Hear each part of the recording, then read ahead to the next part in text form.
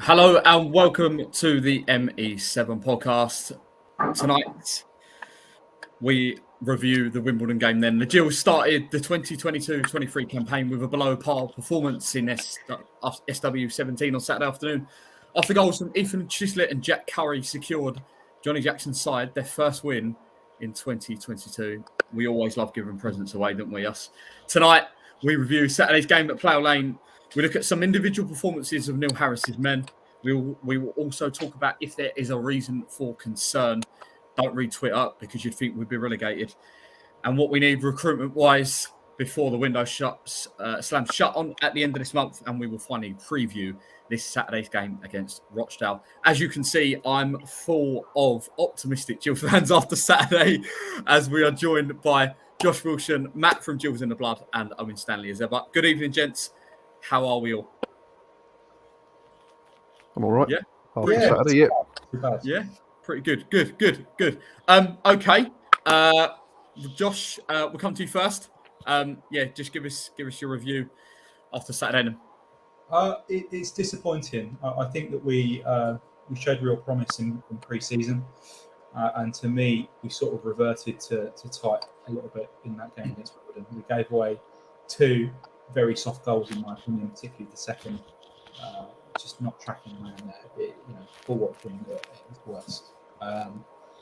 For me, we were just incredibly slow in our build-up. So even though we were playing some fairly decent football at times, it was quite easily dealt with. So that's my main concern for me. I think we just need to be that little bit more incisive with our passing. Yeah, Matt, give us your. Yeah, I can't really disagree with what Josh said. I think there was plenty of mirror images from last season. Unfortunately, wasn't there? Start well, press a team, concede, back off, become predictable, go in at half-time trailing, come out, have a go, doesn't work, revert to long ball, concede a soft goal, lose a football match, unfortunately. And that's not me sitting here saying that we're going to be struggling all season long, because it's 90 minutes out of 46 games. But like Josh said, we've gone to Luton. Obviously, that was behind closed doors. We couldn't really see much of that. But the reports coming out of the game, certainly from our side, were that we were unlucky not to nick a draw second half. We saw bits of it early on in the summer at Folkestone and Dover, especially Dover I went to. We were box to box. We were very good. Portsmouth deserved a draw, switched off at the end.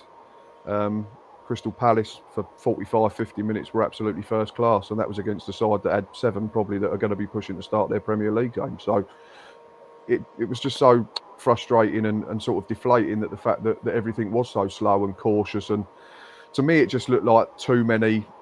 It dawned on them that it was for points and it wasn't a friendly, and there was actually some sort of prize dangling at the end of the game. And there was a few, I don't want to dig him out, but Will Wright particularly looked like one like a rabbit in the headlights first half. And he set the tone, unfortunately. He took too many touches when the ball came back to him from centre, got it charged down. Wimbledon fans were up. We then tried to counter doing that to them, and we did for a period. But after the first goal went in, which is a very good goal, you can't do anything about the touch and finish. We just became all too predictable, sadly. Yeah, Owen. Yeah, give us your overriding feelings after Saturday's defeat. Yeah, I think the boys have summed it up pretty well. I think it was a feeling of disappointment, obviously, the first game of the season, regardless of how well you think your team's going to do for a whole 46-game campaign. You always go into it with a renewed optimism, maybe hope rather than expectation in some senses. But yeah, I think we saw that the squad is still lacking in numbers. I think the main problem I had is what me and Reece talked about in the game, is that it's the same sort of problem as last season. When we go 1-0 down, you don't see at this moment in time 2 goals in this Gillingham side, and I think that was quite apparent, especially when we were relying on Joe Gabose, who it's not his fault. He's a young lad; he shouldn't really be thrown into that situation. But obviously, as we found out, it was due to a work permit that Lewis Walker couldn't be involved, so that obviously didn't help either. I'm not too, the second goal I'll get onto in a second. The first one I'm not as critical on as Neil Harris was. I think really it's more about the quality of the strike than anything else. I think 9 times out of 10 that flies over the bar and no one says anything about it. I actually think there was a decent enough header away from. I think it might have been Burgett, and then the strike's what it is, and it's you can't do anything about it. As Matt said, the second one is just really, really poor from our point of view, isn't it? I mean, Morris makes a decent save from the free kick. Hamer lucky not to be sent off by giving away that after the trip and had already been booked. We let them take the quick throw. It's an easy just hook around the corner, and Alexander he just stands there. Like, he doesn't seem to have any. Doesn't look like he looks behind him to see where anyone is, or doesn't seem to know where he is at that point in time. And the left fullback for Wimbledon just sees a space open up and runs straight into it because there's no challenge. And that's, as I said on our fan cam, it's reminiscent of the back end of last season where we were conceding 3 headers away at Portsmouth and at home to Rotherham. And it's another one of those things where it can't happen in a game like that. You can't make mistakes like that and expect to get anything out of the game. So that was really disappointing. And obviously it was, as it turned out, a nail in the coffin, because even with 20 minutes left at 2-0, when we hadn't created much all game anyway, we obviously didn't have much hope of getting back into it from that point, and that's how it proved. Yeah, Josh. Harris obviously come out after and had said that we were the better team in large periods, and obviously you mentioned about also prided himself on both defensively and offensively.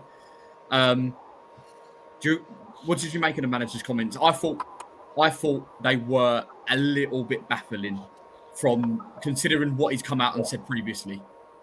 We weren't the better side. Obviously, we lost 2-0. I don't think that Wimbledon were an exceptional side. I think that the way we played sort of enabled them to look better than they were. For me, the second goal was, like Owen said, was so poor. Alexander was just ball watching, not tracking his man at all, and we concede a header. And it's just something that shouldn't be happening first game of the season. It's something you expect a little bit later on with fatigue, but when you've had weeks working with someone, you expect a fairly routine defensive clearance there.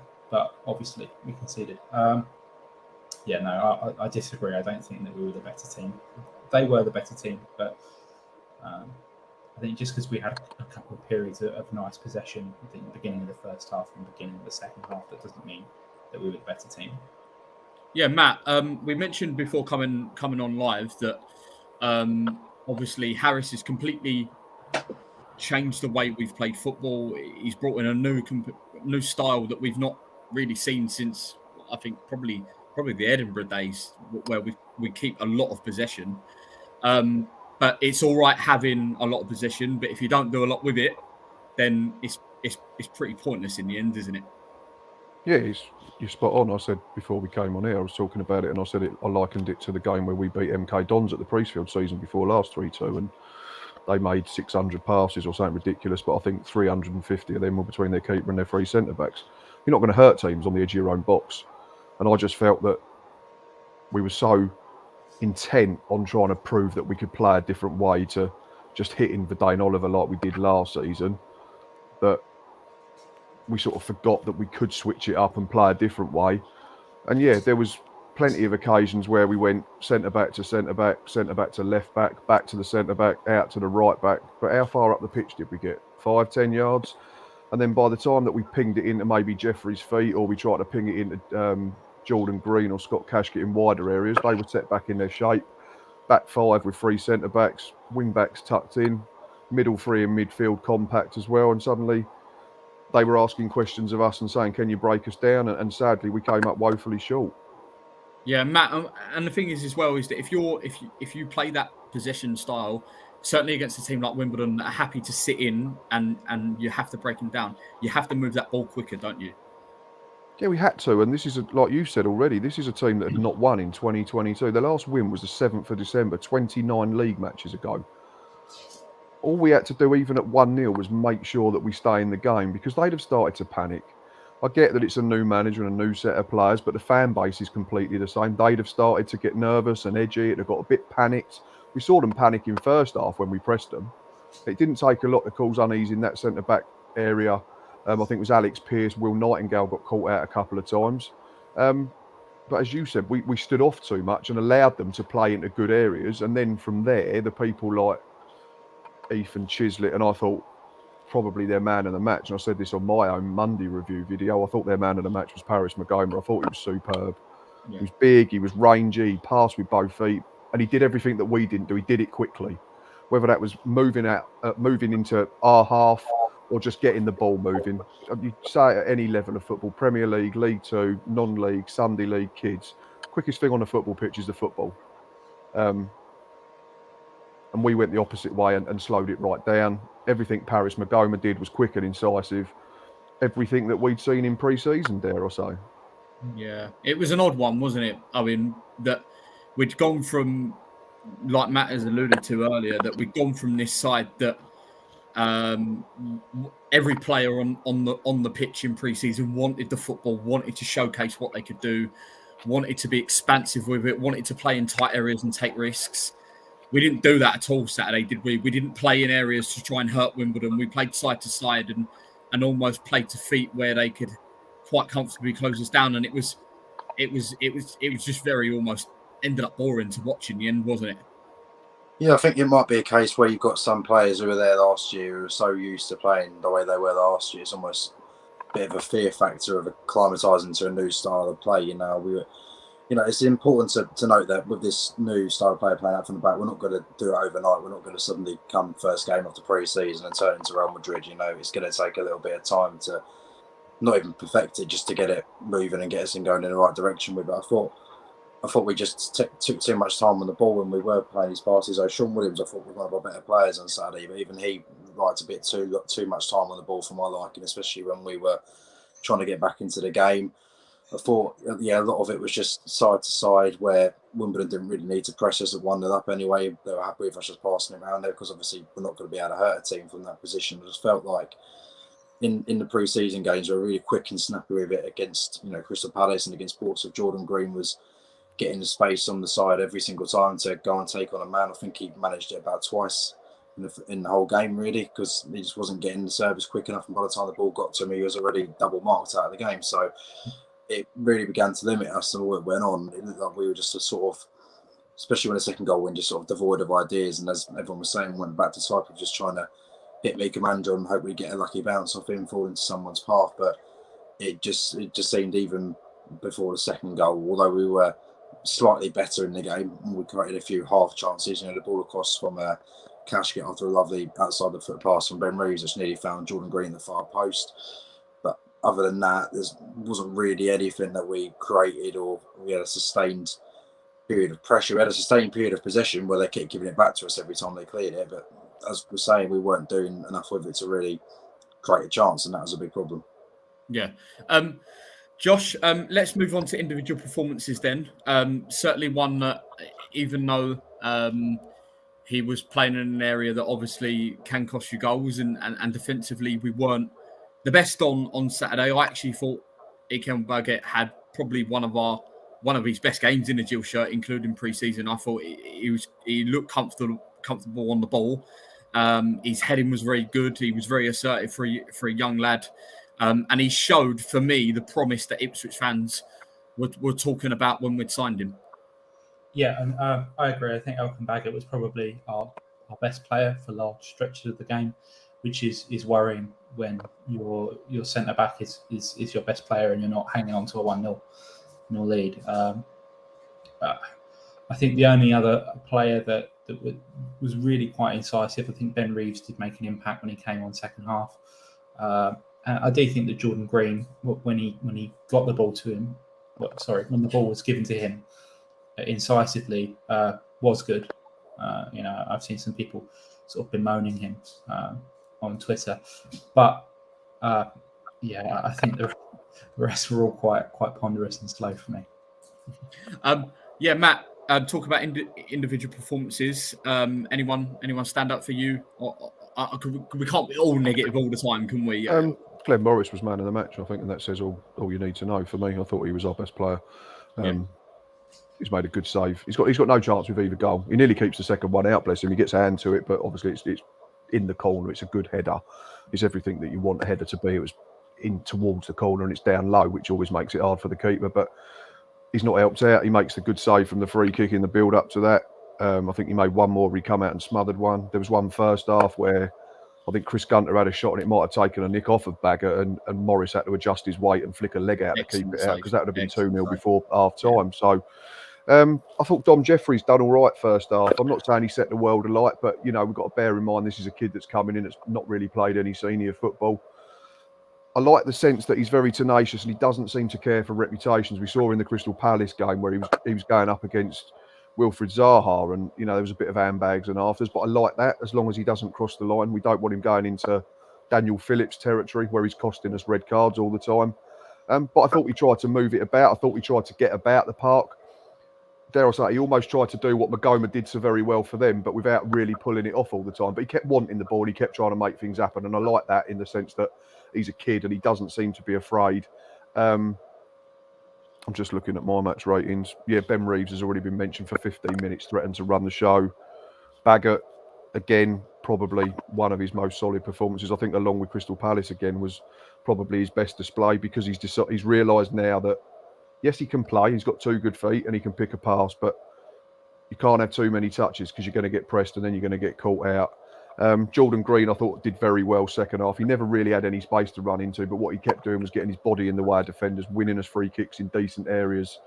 And I think he's probably the only one that's really had a shot in anger, hasn't he? He had the one where he tried to stretch from the Ben Reeves pass that Mika Mandron flicked on. He had the left-footed one where he cut inside and it went just wide of the post. The only other person I can reveal having a proper shot was Ben Reeves from a free kick that the keeper saved at the second attempt. So that was probably it for me. At the other end of the spectrum, unfortunately, Shea Alexander was an absolute abomination when he came on. Unfortunately, that doesn't mean I'm sitting here and writing him off, because it's one game, but that was schoolboy, wasn't it? No awareness of his surroundings. Didn't even bother. If you're not going to win the ball, at least make yourself big and try and impede the attacker. But he did neither. He didn't look. He didn't jump. I think it's weird that he's almost going away from the ball when Jack Curry's running towards it, heading into the corner. He's sort of almost then he's looking to run backwards towards the corner flag. But by then it's clearly too late. But he wasn't a lot worse than Will Wright, unfortunately. And I said all summer that it was great that we've actually got 2 out-and-out right-backs, because we very rarely do that. But yeah, in terms of positives, Glenn Morris, for me, man of the match, and then probably Burgett, Jeffries, Green and Reeves. Sean Williams, like we said, was decent enough, but we know what we get with Sean. He's not going to go and play 15, killer passes again. He's going to keep us ticking over. But yeah, there were some encouraging signs. And if we go and beat Rochdale at the weekend, which I'm sure we'll get onto, then everyone quickly forgets Wimbledon, don't they? Yeah, very true. It's very true. I will come to home, but I can't at the moment. Josh, we obviously talk about the individuals, and we were all obviously excited when we mentioned about Mikael Mandron coming back into the football club in the summer. Was it a case of feeling sorry for him Saturday, or could he have done more? If criticism, I don't know.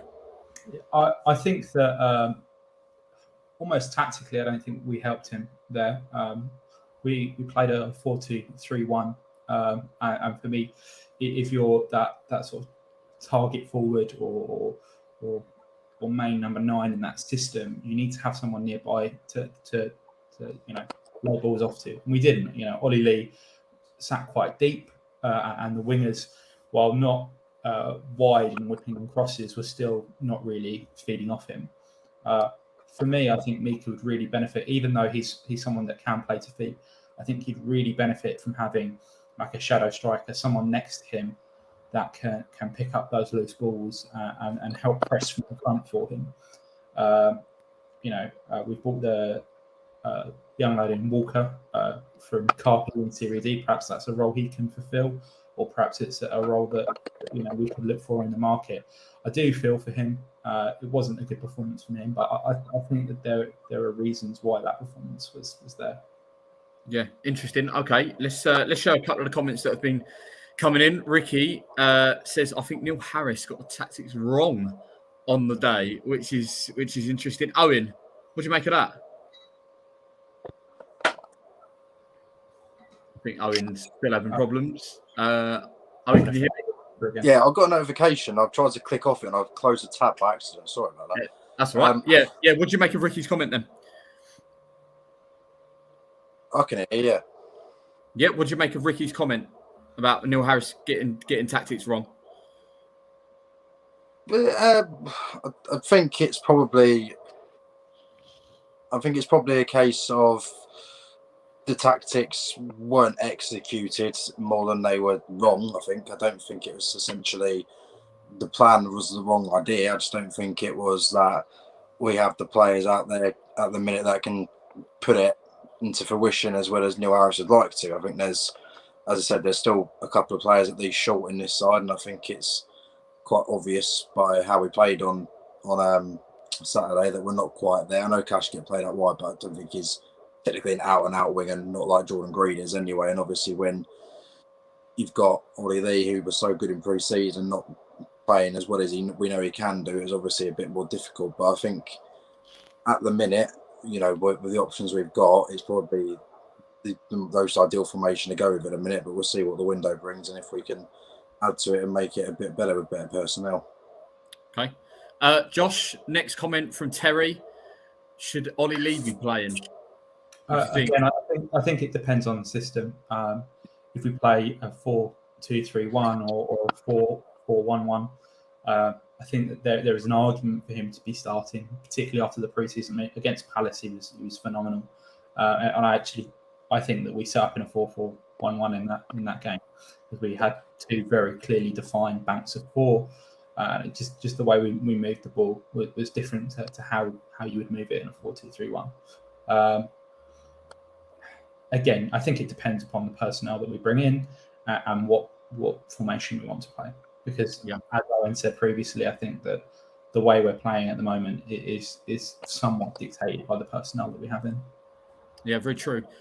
Glenn put a comment in. Max Hamer certainly wasn't man of the match on Saturday. He was actually lucky to stay on the pitch for the full 90. Matt, we'll come to you about Max Hamer. He didn't have the best of times on Saturday afternoon, did he? No, but he's one of probably 7 or 8 that didn't have the best of games. It just seems to me, and I'm not sitting here and saying he was better than anyone else, but I think Max has become an easy target over the last couple of seasons. Back-to-back relegations clearly don't help the CV, not for anybody. He looks like he's been in and out the side for pre-season, I'd say. He looks like he's missed a couple of games and then come back in. He was probably lucky to stay on.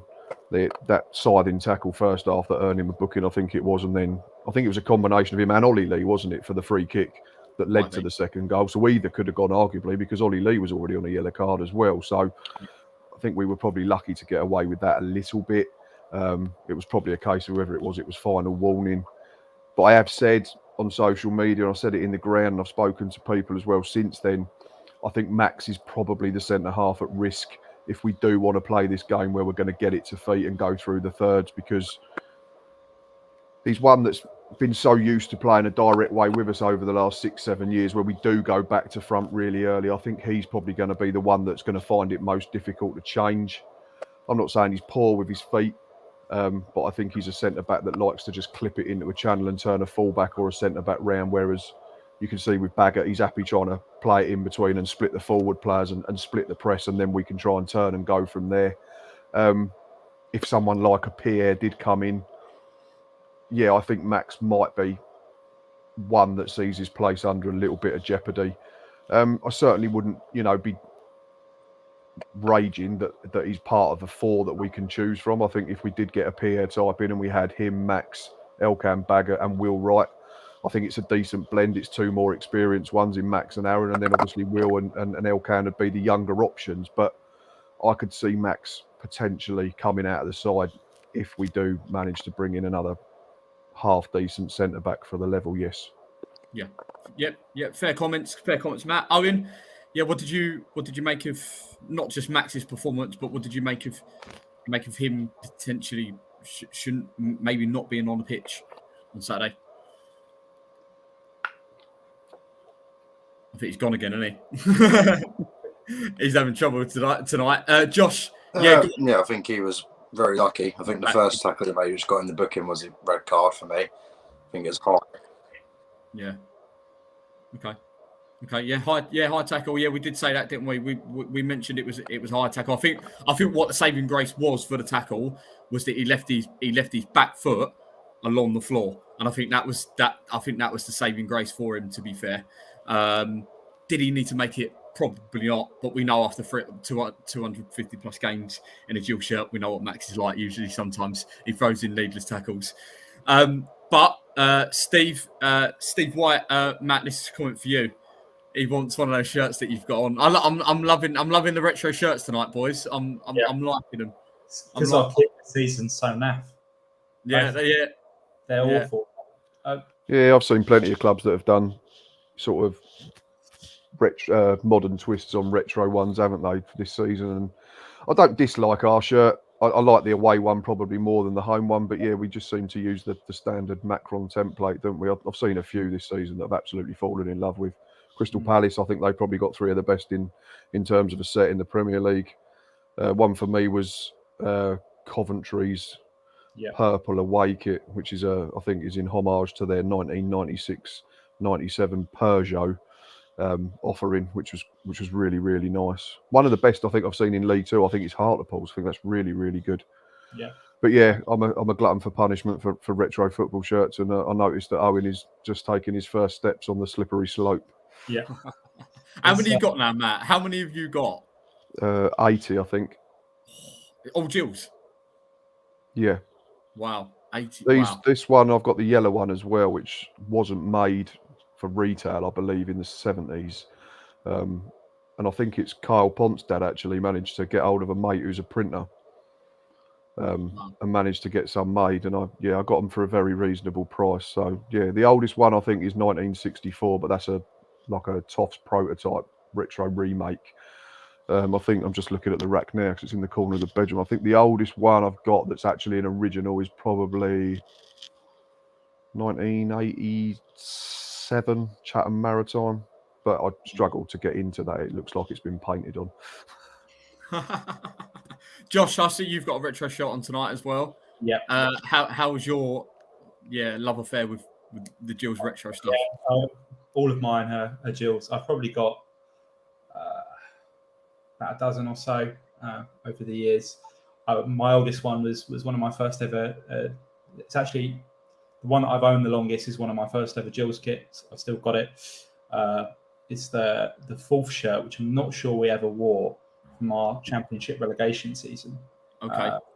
Which had the names of all the season ticket holders on it. It's a brilliant shirt. Oh, the white one with the V-neck collar. Yes. Yeah. And I've got that one. 70s. Yeah. And I've got a few signed as well. A family member of mine is related to Barry Ashby, so I've got a signed shirt from all of the Championship squad, which is lovely. It's nice. Very nice. Very nice. Right, let's get back on track before we start getting all retro. Another comment that's just come in. I think we'll probably all agree with this one. Come from Ricky again. Also, think we definitely missed Stuart O'Keefe on Saturday. Would we go along with that, boys? Yeah, I agree. I think sometimes while it's nice having someone that can tick the play over and be safe in the middle, sometimes I think you just need a destroyer, and I think that Stuart O'Keefe can really offer that in a way that doesn't get himself sent off like Daniel Phillips would last season. I think someone that can go in and really disrupt the play in the middle of the park, which we know that you can do so well, I think would have offered a lot. And I think, as we've alluded to earlier, I think if we'd had someone like that in the middle of the park pressing them, I don't know if we would have lost the game. Yeah, interesting. Okay, let's get on to calls for concern then. Matt, we'll come to you. It seemed like we'd been relegated to the Conference South after Saturday, where it blew up on Twitter that it was an abysmal performance. It was a cause for concern. I was concerned by the performance, but not concerned in the fact that I think we'll get relegated. I was just more cause for concern because I thought we'd come out and be better than that. What were your thoughts on it all? Yeah, similar. Like we've said already, the words I used were flat and deflating and frustrating. It was all of them, because we all get up, don't we? First day of the season, you know, we all have this joke on social media the night before. It's football season eve, and we all wake up excited. Effectively, it's football's Christmas morning, isn't it? Unfortunately, I ended up with a soggy old walnut and a crappy old Satsuma that was out of date. But such is life. We have to just remember, similar to what I said about Wimbledon earlier, James, is that if we'd stayed in the game at 1-0, they'd have got nervous and edgy, and their fan base would have probably started getting on top of their players. We have to remember we're a team that's not used to winning as well, unfortunately. We won 8 league games last season. So it's going to take time, and we've still got probably more players from that squad that were left under contract than we probably envisaged at the end of the season, having seen Neil Harris's comments. But to counter that, and also to sort of go back to the one of the comments about Neil getting the tactics wrong, totally disagree with that, because these are the same tactics that saw us go toe-to-toe with Portsmouth and be very good against Crystal Palace as well. So I'm not buying into the tactics were incorrect. I just think there were far too many players that had an off day. But we know there's gaps in the squad. We look to our bench. You look to who they brought on. They had some good options. The lad from Brentford they'd got in on loan. Our centre-forward option was a 17-year-old kid who I like, Joe Gabodi, I think could play a part in the first team this season. He's very big for a 17-year-old, very athletic, gets about the pitch really well. But in terms of senior pros, Shea Alexander come on, he's a right-back, regardless of whether he's at fault for the goal or whatever. He's a right-back. Alex McDonald's not fit yet, so it was only really Ben Reeves that was going to come on and try and change the game for us. I've said now, the next 2 or 3 signings, or however many we get in, have to be at least 2 that come into the starting 11, I feel, to make us competitive at that top portion of the table. If they're just coming in to pad out numbers again, then I think we're probably going to drop to that sort of lower mid-table region. But I'm not going to sit here after one poor performance, having seen us for half of the pre-season games and actually look quite dynamic, quite creative, and say that, you know, we're going to struggle now and we're going to be in a relegation battle. It's 90 minutes. Frustrating, deflating, but certainly not worthy of the reaction that we saw on social media, in my humble opinion. I'll probably get shot down in flames for being too positive and this and that, but you know, we all have different opinions, don't we? It was a poor performance, it was a poor result, it was a poor day. It doesn't define the whole season. Josh, would you go along with that?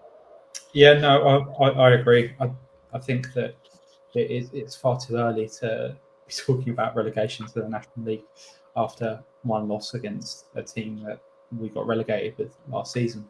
And who are far further along in their recruiting. I mean, they brought on Carl Hudding, is that his name? The lad from Huddersfield. Carl Hoodlin, yeah, who's 6'10", and you know, while young, he is a highly touted prospect. You know, and we've got Joe Gabodi on the bench, who, you know, I would like to see play some first team minutes, particularly in the Papa John's Trophy. But we didn't have another option than that off the bench. So until our recruitment's done, until we get 10 games into the season, I just don't know if you can really make that judgment. Yeah. Okay. Giuseppe said not worried yet, but we need to play better against Rochdale. Matt, like you said, if we go and win next week, it's all kind of forgotten, and we're almost then back to square one, aren't we, where we was? Yeah, exactly. As long as we don't keep making the same mistakes and doing what we did Saturday, then that's fine. We understand that a lot of these players are on loan. That's the risk you get with loans, isn't it? That these players are coming in because they're not the finished article, and they drop down in the levels to try and get games and gain that experience to push them on to potentially become a finished article at whatever relative level. But yeah, we've certainly got to be better, and that'd be stupid to say otherwise. We're not going to sit here and say it was a good performance against Wimbledon and we was unlucky, because we weren't good enough. Again, Neil Harris has said plenty of times we have to be better in both boxes. We weren't good enough in either. We weren't clinical enough in theirs or around theirs. And at the crucial time when we were still in the game with 20 minutes to play, we switched off and cost us a second goal. So lots to improve on. I think it's good that we've got a full week before Rochdale. I don't know whether there's going to be any incomings. Hopefully, if we can get 1 or 2 in it, to give us more options. We'll have Lewis Walker available, so that gives us something different from the bench. I know people, again, were underwhelmed with him. I don't see him being the second striker option. I see him being someone that's going to start on the bench predominantly, at least to start with. Looks like he can play through the middle, looks like he can play from the sides, even drop a little deeper as well. So he'll be someone that can come on, I think, and stretch games, chase games if we need a goal. If we're, trailing 1-0 and we need to chuck on a centre forward, he could be the one and then sacrifice a centre midfielder. But I certainly don't think that he's coming in to be the first choice backup to Mika Mandron if Mandron does miss games. I think there will be another front man. And Neil Harris has alluded to that, hasn't he? He said Friday, he said, we still want another attacker and we still want another couple of players as well. I can't see us getting more than 3, to be quite honest. But yeah, we have to be better against Rochdale. I think we will be better against Rochdale. What we need to make sure we do, though, is if it's not going our way after 20 minutes, half hour, is that we stay with them. We don't get on their backs. We didn't get on their backs against Portsmouth and Palace in the pre-season games, and we were rewarded with very good second-half performances. Yeah. Josh, is it important that on Saturday that if things, like Matt says, aren't going our way after 20, 25 minutes, us as a fan base don't start getting agitated and getting on their backs, because then that's just it's gonna make things worse, isn't it? Yeah, I think that it will do.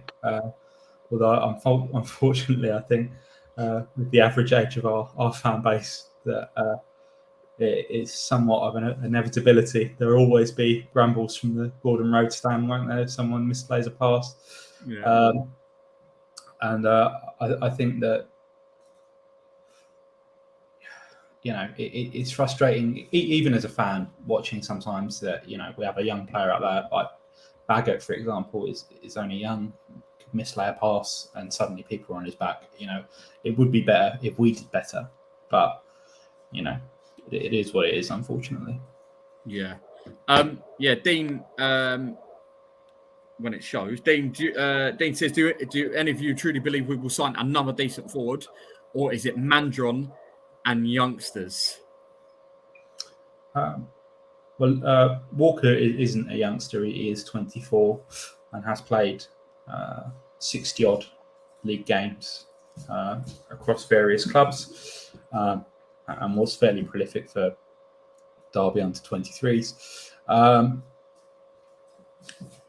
Personally, I could see us bringing in another utility forward. I don't know if we'll bring in another target man, someone that, again, could play in various positions. I think would be what we're looking at, but I don't know. I've not seen any links with us and a forward. Yeah, it's gone quiet. Okay, we've got a few minutes then, and I think this is the perfect way to kind of round it off. We obviously host Rochdale on Saturday afternoon at Priestfield. It's the first home game of the 2022-23 League Two season. Matt, what are your thoughts ahead of this one? Be better than Saturday, I think would be the first port of call. I know that sounds simple, but it's what we've got to do. We've got to be better with the ball. We've got to be better out of possession. When we've got it, we've got to move it quicker. When we haven't got it and we're defending our box, we've got to make sure that we're switched on, like we wasn't for the second goal. Stuart O'Keefe hopefully will be back, would be a big plus. Looks like there was a couple that limped off at the weekend, weren't there? Will Wright, certainly. There was rumours afterwards that Dom Jeffries had gone off with a knock, which would make sense considering he was withdrawn at the break. Just do everything that we did in pre-season. Just play with a bit of belief, play with a bit of bravery, want the ball, because it looked like Saturday, as soon as the going got tough, there were a couple that went and hid behind their fullback and hid behind their centre-back, didn't want to show for it as much, and then that's when we reverted to type, didn't we, where we lumped sort of hopeful diagonals forward into a vicinity of Mika Mandron, and Mika's not going to be as dominant in the air as Verdane Oliver was last year. We have to remember that. I think if he gets the ball in and around him, he'd be more refined than V was. But yeah, everything we do, we've just got to do it with a bit more bravery and a bit more zip, I think, and I think we'll be all right. Yeah, Josh, would you go along with that? Yeah, I agree. Clearly we're not the finished article. We don't have everyone, all the personnel that we want. I think Neil Harris would ideally want a 22-man plus squad. I don't think we have that currently. But yeah, just play with that little bit more incisiveness. Run at defenders, which is something that I don't think we really did at all on Saturday, with a couple of exceptions. And just be brave. I think that's something we lacked on Saturday. Yeah, very true. Okay, perfect way to round it off. Let's hope Neil Harris's men can secure those first 3 points of the season as we host Rochdale this Saturday. For now, it isn't all doom and gloom. There are still 45 games to go. I promise you, we are not relegated just yet. Tonight, you've been watching the ME7 podcast. Josh, Matt, you've been absolutely brilliant this evening. Thank you ever so much for your time. Thank you, mate. Yeah, You've been watching the ME7 podcast, episode 16. Don't forget to like us follow us on Twitter, like us on Facebook, subscribe to us on YouTube, and always up the Jills.